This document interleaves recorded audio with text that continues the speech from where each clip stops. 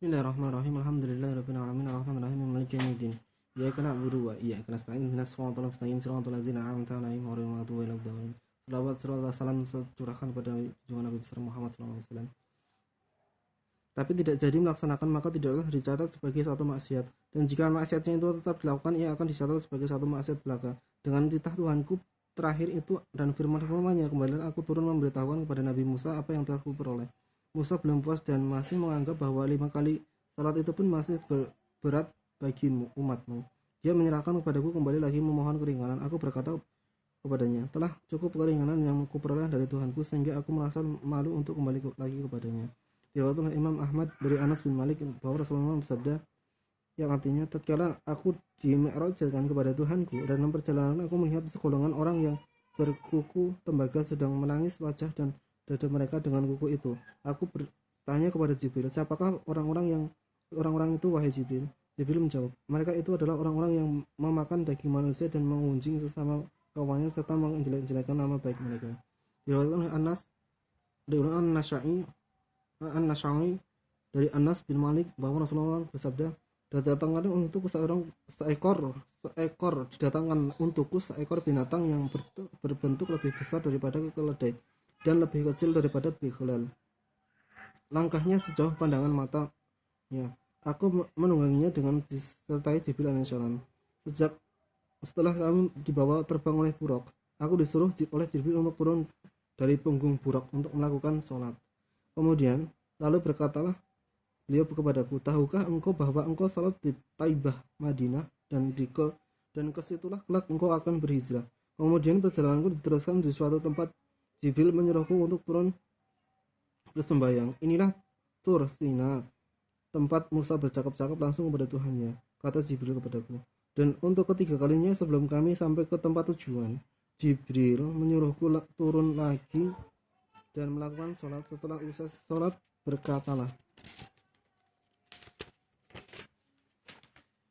beliau kepadaku, tahukah engkau di mana engkau sholat kali ini? Engkau sholat di Bethlehem, tempat Isa alaihissalam dilahirkan. Kemudian masuklah aku ke Baitul Maqdis, di mana telah berkumpul nabi-nabi dan bersama-sama kami melakukan sholat berjamaah oleh Jibril.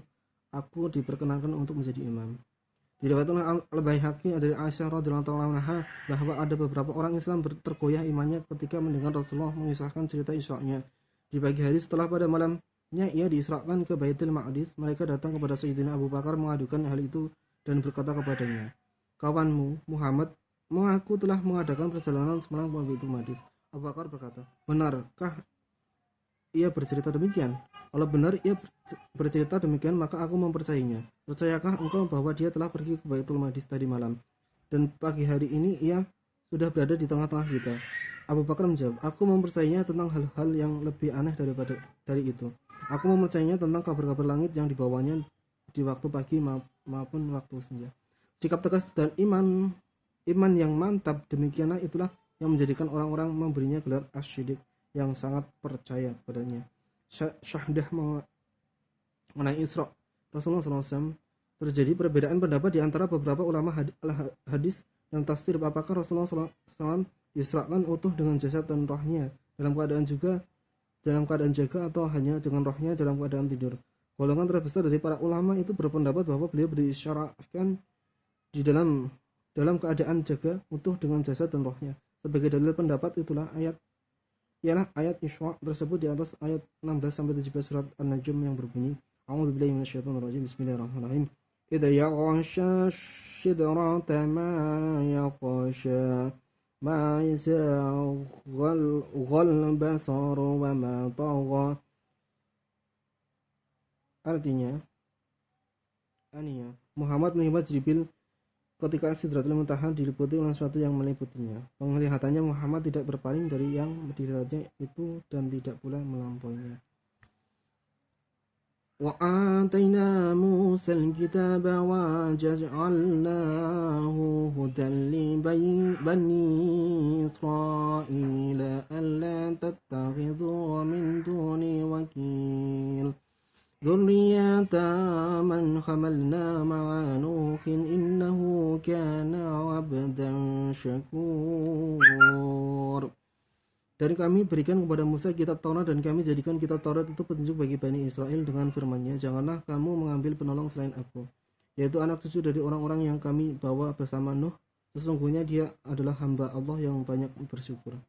Setelah dalam ayat 1 Allah menyebutkan kisah Isra Nabi Muhammad SAW, dalam ayat 2 ini Allah menyebut Musa hambanya dan Rasulnya, salah satu-satunya Rasul yang bercakap-cakap langsung dengannya. Dan memang sering Al-Quran menyebut Musa dan Muhammad bergandengan. Demikian pula menyebut Al-Quran dan Taurat ialah Allah berfirman, kami telah memberikan kitab Taurat kepada Musa dan menjadikannya sebagai petunjuk bagi Bani Israel. Dengan diantaranya kandungan firman, janganlah kamu mengambil selain aku sebagai persembahan, sebagai penolong dan sebagai tempat bermohon.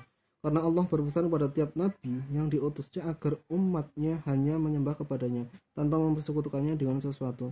Dan ingatlah hai Bani Israel, anak cucu orang telah kami selamatkan bersama Nuh dalam bahteranya, hendaklah kamu bersyukur atas nikmatku itu dan berteladan kepada Nabi Nuh.